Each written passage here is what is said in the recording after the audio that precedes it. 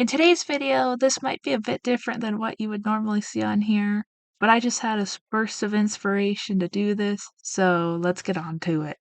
I'm going to rank all the 12 Diary of a Wimpy Kid books that I've read. I know there's more out, but I don't want to read all of them, so I'm just going to do the first 12 because that's all I know.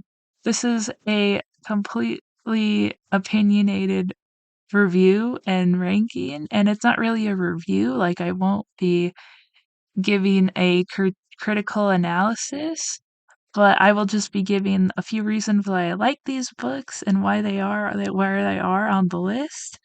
And for the lower ones on it, I will still be saying redeemable qualities I like from the books, but I will also explain why they're lower on the list. First off, the ugly truth.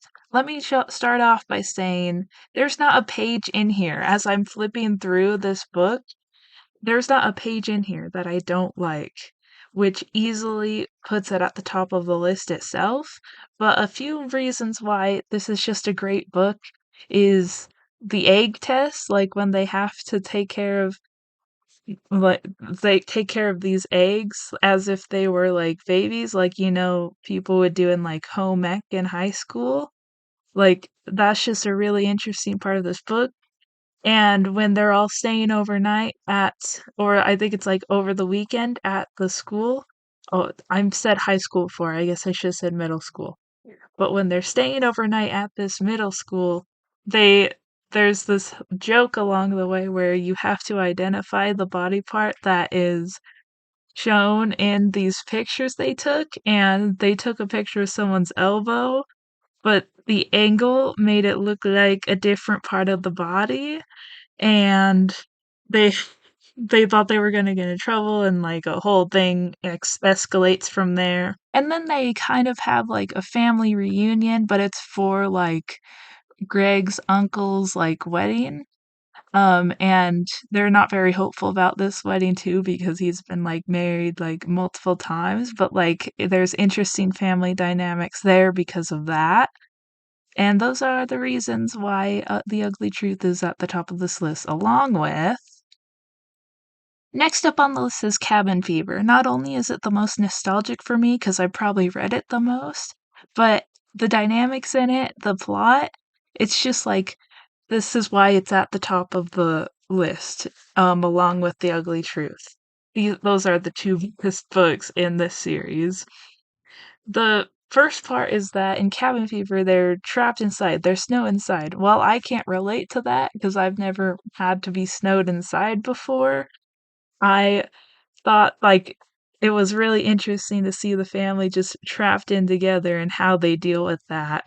And the school relatability in the book where they're taking down equipment for dumb reasons, like someone tripped over the balancing beam, which was the last piece, and they got rid of it because someone wasn't looking where they were going. It's like that's just how schools are. It was like very relatable with that, and the school trying to promote healthy eating, like it was just the school, like the plot line for the school was so good in this book too.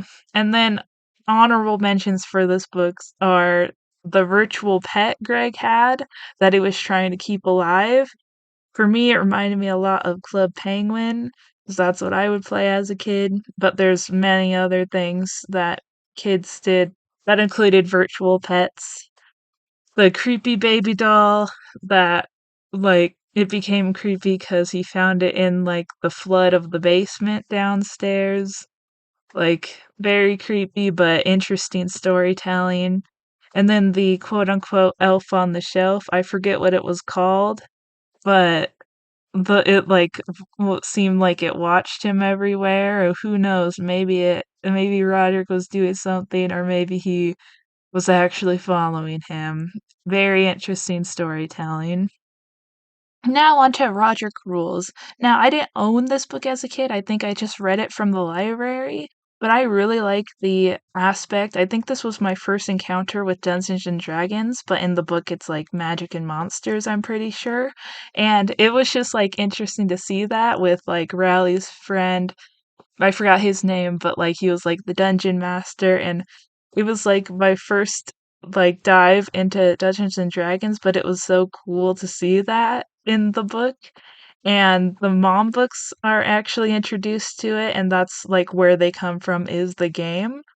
So, like in the movie, they don't introduce the game, but they introduce the mom books. And I think the Before I game could is stop like her, Mom too bought Roderick all the into the manuals story and to not told him he include had to it. be our So magic that master. probably gives the Even a movie group of nerds less falls into a pit of dynamite and it of a explodes, we all rating than die. the book. The end. But that's Roderick Rules. Dog Days. This book introduced a change of pace from the normal setting of them being in school, so that was like really interesting for this book. And Greg tags along with Riley's trip of his family, and like it showed more of Riley's family dynamic and why Greg thinks they're psychotic, which honestly they probably are because they're very like they shelter Riley a lot and they're way too close as a family, like concerningly. Um Not the best movie, but the book is alright, and it also, like, shows a whole new, like, plot line of them getting a dog and dealing with the challenges of that. And there's the 4th one on the list. Now, the first book for the 5th rating. I didn't want to put it any higher on the list, but not any lower because it is a great introduction to the main setting of the story, middle school, and the characters, and we get the cheese touch in it, so I feel like it had to be here. The Last Straw. For whatever reason, this was my favorite as a kid, and I guarantee it was only because the cover was green, because that was like my favorite character for like 3rd grade when I started the series. But I had to put it right here in the list because it had interesting storytelling, but probably wasn't above like the first book in terms of rating. So there's the time capsule in the book, which, like, introduced me to the idea of a time capsule, and while I've never buried one to this day, I would like to someday when I get something interesting enough to bury for a future generation or something.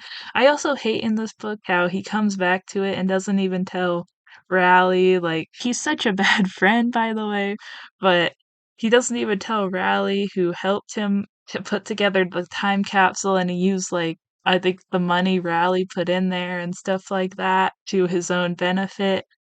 But there's also soccer and new friend dynamics for Greg in this book, which pose an interesting plot and dynamic for him and the book. And the military school, like the fear Greg has about his dad sending him to military school, like ends like in a kind of funny way because he like was trying like, his dad thinks he was trying to save him from being embarrassed this one time when it wasn't actually, but that's the last straw.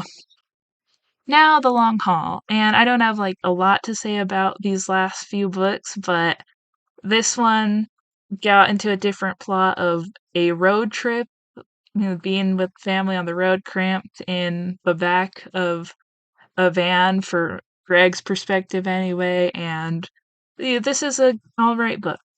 The Getaway is very similar to the Long Haul with taking a trip, but instead of a road trip, they take a plane to like this vacation resort. Like, I don't know if it's an island or decorated to be an island, I forget, but basically the same, but with a different setting. But it's them away from home taking a trip. Now, Double Down is a bit different because for whatever reason, it's the only one I haven't read in my childhood, even though I read the one after it, The Getaway. But either way, I didn't really have the time or energy to read this as an adult, so I listened to the audiobook while like drawing and working on other things that I wanted to work on, and I didn't recollect a whole lot, like I don't remember a whole lot of this story.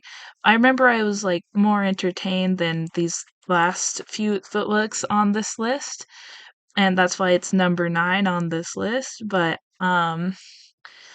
I don't really remember anything. I just know I was more entertained than I was as a kid reading these other 3 books. For the third wheel, I like the family restaurant idea of, like, it being so hectic to, like, work there and then, like, try and have a family meal there, like, I feel like that's very relatable to real life, but I also didn't like what Rowley would have to deal with, like, he's just trying to be, like, happy, and Greg is, like, just being a pain in the butt in every single book, but especially this book.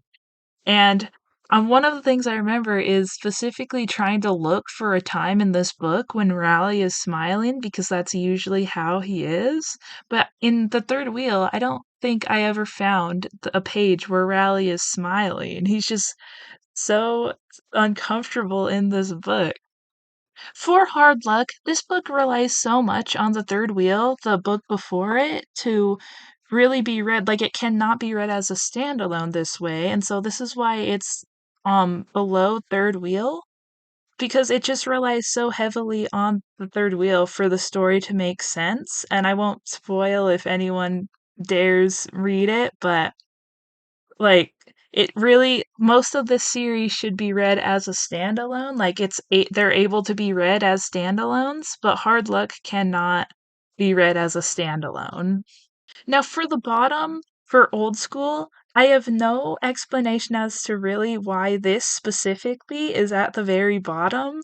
It just is because as I was reading it, I don't know if I was getting out of, like, the Diary of a Wimpy Kid phase, but I just wasn't enjoying it, and this wasn't even the last book I read, so I can't even say I was out of the phase, because um I read The Getaway after this and stuff, but, like, this just wasn't enjoyable to me as I read. Kind of the same problem with the third wheel. I don't ever think I saw Raleigh smiling in this book, and it just wasn't enjoyable for me. Hope you enjoyed that ranking. I know it's a bit of a change of pace to what I normally post, but I hope it was enjoyable nonetheless, and I hope it was just a fun video to listen along with. Um, See you whenever I post next, I guess, and subscribe if you want to see more videos like this. This is so shocking to me. You're telling me that Jeff Kinney is still out here putting out Diary of a Wimpy Kid books and I didn't know. And you're telling me that this generation coming up after us is still reading Diary of a Wimpy Kid, growing up on it? I just need to know, what are the books like now? Because this generation is not like us. Like, did Jeff dial down some of the stuff in the books? Or is it still the same? It can't be, right? It can't be, because the world is not like it was then. And I know I'm saying this when it didn't come out that long ago, but it just wasn't like that. Like, the world is so PC now, these books have to hit different. I don't know if I would even want to read Diary of a Wimpy Kid now. But man, this is just shocking to me. I didn't even know he was still making these books. I thought the series ended a long time ago. What?